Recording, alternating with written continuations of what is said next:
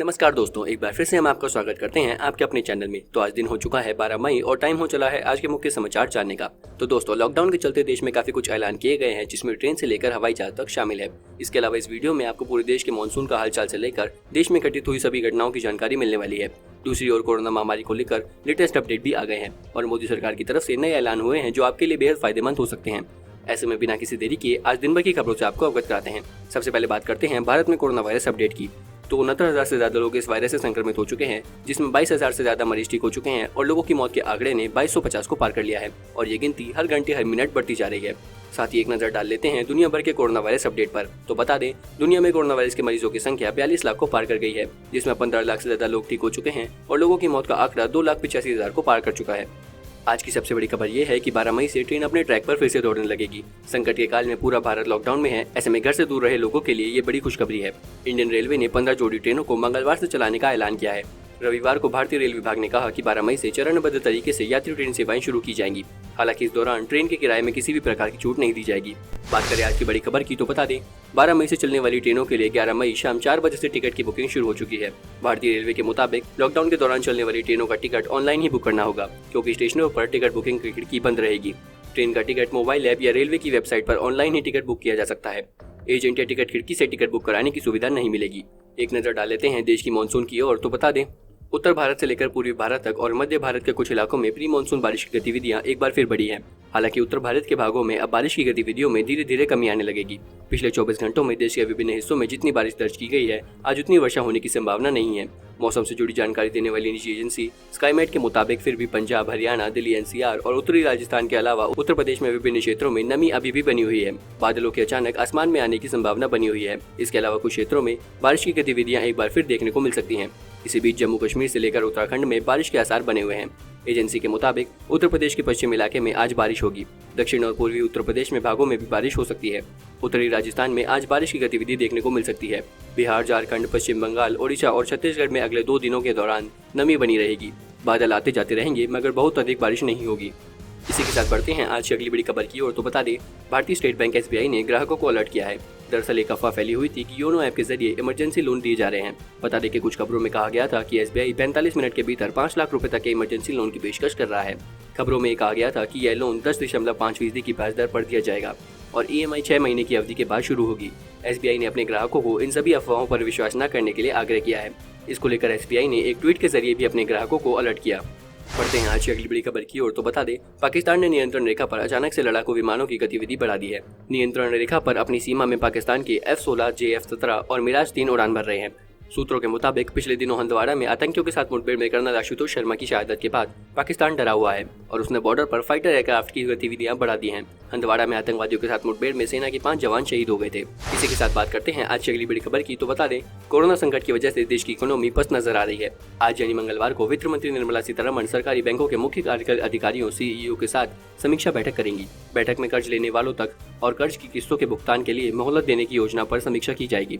वहीं निवेशकों की ओर से उम्मीद की जा रही है कि सरकार एक और राहत पैकेज का ऐलान कर सकती है। अब बढ़ते हैं आज की अगली बड़ी खबर की ओर। तो बता दें, रेलवे सेवा शुरू होने के बाद इस तरह के कयास लगाए जा रहे हैं कि सरकार शुरुआती तौर पर एयर इंडिया की सर्विस को शुरू कर सकती है, जो कि चेन्नई एयरपोर्ट पर ही शुरू होगी। इसके लिए जैसे रेल यात्रा के लिए कुछ नियम बनाए गए हैं, वैसे ही कुछ नियम इसके लिए भी बनाए जा सकते हैं, ताकि सोशल डिस्टेंसिंग का पालन किया जा सके। केंद्रीय मंत्री हरदीप पुरी ने एक बयान में कहा था कि हम चाहते हैं कि जल्द से जल्द घरेलू उड़ानें शुरू की जाए, लेकिन कोरोना वायरस किस तरह से आगे बढ़ता है इसे देखना होगा। हालांकि अगले 10 दिनों में इसको लेकर पूरी स्थिति साफ हो जाएगी। अब बात करते हैं आज की अगली बड़ी खबर की। तो बता दें, दिल्ली में जल्द ही शराब की दुकानें ज्यादा संख्या में खुलेंगी। सरकार सरकारी दुकानों के साथ ही निजी शराब की दुकानें खोलने पर भी विचार कर रही है। शराब की बिक्री और सोशल डिस्टेंसिंग की उड़ रही धज्जियों को ध्यान में रखकर दिल्ली सरकार 400 के करीब और शराब की दुकानें खोलने की अनुमति दे सकती है। ये केंद्र निजी होंगे, जहाँ विस्की का कोई ब्रांड नहीं मिलेगा। इन शराबों की दुकानों पर बियर और वाइन की बिक्री की जाएगी। गर्मी के दिनों में इस दुकान की बिक्री भी बढ़ जाती है, क्योंकि ठंडी बियर इन शराब की दुकानों पर मिलती है। इसी के साथ बढ़ते हैं आज की अगली बड़ी खबर की ओर। तो बता दें, क्या 17 मई के बाद लॉकडाउन खत्म हो जाएगा? इस सवाल का जवाब हर कोई जानना चाहता है। ऐसे में सबकी नजरें कल प्रधानमंत्री नरेंद्र मोदी द्वारा हुई बैठक के फैसले पर है। कोरोना के खिलाफ देश की तैयारी और आगे की रणनीति पर चर्चा के लिए प्रधानमंत्री मुख्यमंत्रियों से बातचीत की। ये बैठक वीडियो कॉन्फ्रेंसिंग के जरिए हुई और इसमें 17 मई के बाद देश में चल रहे लॉकडाउन पर निर्णय लिया गया है। जल्दी सरकार की तरफ से घोषणा भी हो सकती है। इसी के साथ बढ़ते हैं आज की अगली बड़ी खबर की ओर। तो बता दें, अखिल भारतीय आयुर्वेदिक संस्थान एम्स में भर्ती पूर्व प्रधानमंत्री मनमोहन सिंह की हालत स्थिर बनी हुई है और उनकी चिकित्सा जांच की जा रही है।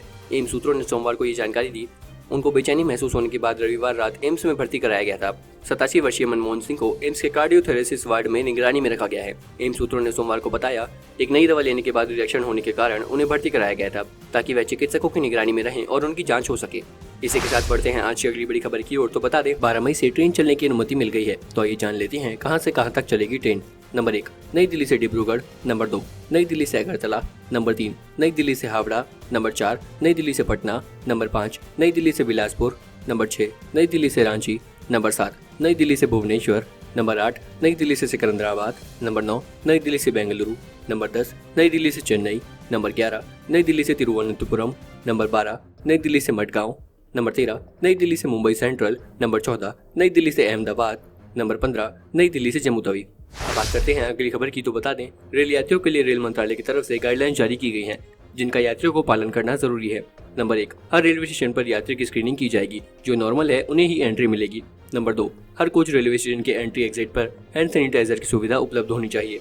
नंबर 3 हर यात्री को मास्क पहनने की जरूरत है, स्टेशन और रेल दोनों में। नंबर 4 ट्रेन पर चढ़ते समय और उतरते समय सोशल डिस्टेंसिंग का पालन करना जरूरी है। नंबर 5 रेल मंत्रालय के द्वारा एक एडवाइजरी जारी की जाएगी जिसका पालन रेलवे कर्मचारियों को करना है। नंबर 6 ट्रेन जब अपने आखिरी स्टेशन पर पहुंचेगी तो सभी यात्रियों को उस राज्य के नियमों का पालन करना होगा और अधिकारियों की सहायता करनी होगी। इसी के साथ बढ़ते हैं अगली खबर की ओर। तो बता दें सभी खबरों के बीच एक बुरी खबर भी आई है। अमेरिकी शोधकर्ताओं ने एक नई स्टडी में अनुमान लगाया है कि कोरोना वायरस महामारी का प्रकोप अगले 18 से 24 महीनों तक बने रहने की संभावना है। साथ ही दुनिया भर में सरकारों को आगाह कर दिया गया है कि वो अगले 2 साल तक बीमारी के समय समय पर दोबारा सिर उठाने की स्थिति के लिए तैयार रहें। इसी के साथ बढ़ते हैं अगली खबर की ओर। तो बता दें महामारी के चलते 2200 से अधिक मौतों के साथ ही संक्रमित मरीजों की संख्या 69,000 के पार पहुंच गई है। केंद्रीय स्वास्थ्य एवं परिवार कल्याण मंत्रालय द्वारा जारी आंकड़ों के मुताबिक पिछले 24 घंटे में कोरोना के सबसे ज्यादा 4000 से ज्यादा केस सामने आए हैं। इससे पहले 24 घंटे में सबसे ज्यादा नए मामलों की संख्या इससे कम थी। ये आंकड़े अभी तक के सबसे ज्यादा डराने वाले हैं। अब बात करते हैं आज की अगली बड़ी खबर की। तो बता दें कोरोना वायरस लॉकडाउन में सोशल मीडिया पर अफवाहों का दौर तेज है। बीते दिनों एयर इंडिया की फ्लाइट में झगड़े से लेकर मोदी सरकार की फ्री मास्क योजना तक कई फेक खबरें सोशल मीडिया पर वायरल हुई। अब मोदी सरकार की महत्वपूर्ण आयुष्मान योजना की ऑफिशियल वेबसाइट का गलत लिंक सोशल मीडिया पर शेयर कर लोगों में भय फैलाया जा रहा है। ऐसे में मंत्रालय ने लोगों को इस लिंक पर क्लिक न करने की चेतावनी दी है। अब बात करते हैं आज की अगली बड़ी खबर की। तो बता दें कोरोना वायरस से लड़ाई में एक अच्छी खबर आ रही है। पश्चिम बंगाल के 24 नॉर्थ परगना की एक बायोटेक लैब ने कोरोना टेस्ट के लिए महज 500 रुपए की कीमत वाला एक टेस्ट किट बनाया है। बायोटेक लैब का दावा है कि उन्होंने 1 करोड़ टेस्ट किट बनाए हैं। जीसीसी बायोटेक इंडिया के एमडी आर मजूमदार ने कहा, 2 महीने से रिसर्च एंड डेवलपमेंट के बाद हमने ये किट तैयार की है। यह कम लागत वाली किट है क्योंकि इसे बनाने में लगी सारी सामग्री हमने बनाई है। हमने 1 करोड़ टेस्ट किट बनाई है और स्टोर में 40 लाख किट है। अगर भारत प्रतिदिन 3 लाख टेस्ट करना चाहता है तो हम बिना किसी समस्या के सरकार का समर्थन करेंगे। अब बात करते हैं आज की अगली बड़ी खबर की। तो बता दें कोरोना का असर झेल रहे नौकरी करने वाले लोगों की आर्थिक जरूरतों को ध्यान में रखते हुए सरकार ने प्रोविडेंट फंड पीएफ निकासी से जुड़े नियमों में बदलाव किया है। बदले हुए नियमों के बाद पीएफ खाता धारक अपने पीएफ अकाउंट से एक सीमा तक नॉन रिफंडेबल एडवांस निकाल सकते हैं। इस रकम को दोबारा पीएफ खातों में डालने की भी जरूरत नहीं है और इस तरह लोगों को बड़ी राहत दी गई है। इसी के साथ बढ़ते हैं आज की अगली बड़ी खबर की ओर। तो बता दें देश में जारी कोरोना वायरस संकट और लॉकडाउन के बीच रेल मंत्रालय ने 12 मई से यात्री ट्रेन सेवा शुरू करने का निर्णय लिया है, जिसके लिए 11 मई शाम 4 बजे से बुकिंग शुरू की गई। टिकटों की बुकिंग शुरू होते ही आईआरसीटीसी की वेबसाइट हैंग हो गई है। वहीं रेलवे ने यात्रियों के लिए दिशा निर्देश भी जारी किए हैं। इस दौरान रेलवे ने साफ कर दिया है कि यात्रियों को ट्रेन में खाना खुद लेकर जाना होगा। साथ ही डेस्टिनेशन पर पहुंचने पर यात्रियों को राज्य सरकार द्वारा बनाए गए हेल्थ प्रोटोकॉल को मानना होगा। इसके अलावा रेलवे ट्रेन में यात्रियों को कंबल नहीं दिया जाएगा। साथ ही रेलवे ने कहा है कि यात्रा से 24 घंटे पहले टिकट कैंसिल करा सकेंगे और यात्रा से 7 दिन पहले टिकट बुकिंग होगी। अब बात करते हैं आज की अगली बड़ी खबर की। तो बता दें वंदे भारत मिशन के तहत 4000 भारतीय वापस देश लौटे। वंदे मातरम के तहत विदेशों में फंसे भारतीयों को लाया जा रहा है। इसके तहत 4000 भारतीय वापस आ चुके हैं। देश में फंसे भारतीयों को स्वदेश लाने के लिए इस मिशन की शुरुआत 7 मई से की गई है। विदेशों में फंसे भारतीयों को वापस लाने का दूसरा चरण 15 मई से शुरू होगा। दूसरे चरण में रूस, Germany, France, Spain, Netherland, Thailand, Uzbekistan आदि देशों में फंसे लोगों को लाया जाएगा। सूत्रों ने कहा सरकार को अब तक 67,833 लोगों के स्वदेश आने का अनुरोध मिला है। अब बात करते हैं आज की अगली बड़ी खबर की। तो बता दें कोरोना महामारी से बचाव के लिए दिल्ली, यूपी, गुजरात, महाराष्ट्र सहित 28 राज्यों और केंद्र शासित प्रदेशों ने सार्वजनिक स्थल पर तंबाकू और गुटखा खाने को थूकने पर रोक लगा दी है। केंद्रीय स्वास्थ्य मंत्रालय ने सूत्रों से इसकी जानकारी दे दी है। स्वास्थ्य मंत्रालय ने 1 अप्रैल को सभी राज्य से इसके इस्तेमाल और सार्वजनिक स्थानों पर थूकने और प्रतिबंध लगाने को कहा था ताकि कोरोना संक्रमण को फैलने से रोका जा सके। मंत्रालय ने सभी राज्यों के मुख्य सचिवों को पत्र लिखकर कहा था कि पान मसाला और सुपारी खाने से थूकने की प्रबल इच्छा होती है और इससे कोरोना वायरस के तेजी से फैलने की आशंका रहती है। कल सभी राज्य के मुख्यमंत्रियों के साथ प्रधानमंत्री नरेंद्र मोदी ने लॉकडाउन को लेकर बैठक की। बैठक में प्रधानमंत्री नरेंद्र मोदी ने मुख्यमंत्रियों से कहा, लॉकडाउन के दौरान दी गई जरा सी भी ढील मुसीबत बढ़ा सकती है। हालांकि लॉकडाउन के दौरान ढील देना भी जरूरी है, इसलिए ये ढील ध्यान में रखकर दी जाए जिससे संकट भी ना बढ़े। तो दोस्तों, आपको हमारी ये वीडियो कैसी लगी हमें कमेंट करके जरूर बताएं और चैनल को सब्सक्राइब करना ना भूलें ताकि हर रोज आप देश और दुनिया भर की खबरों से अपडेट रहें। धन्यवाद।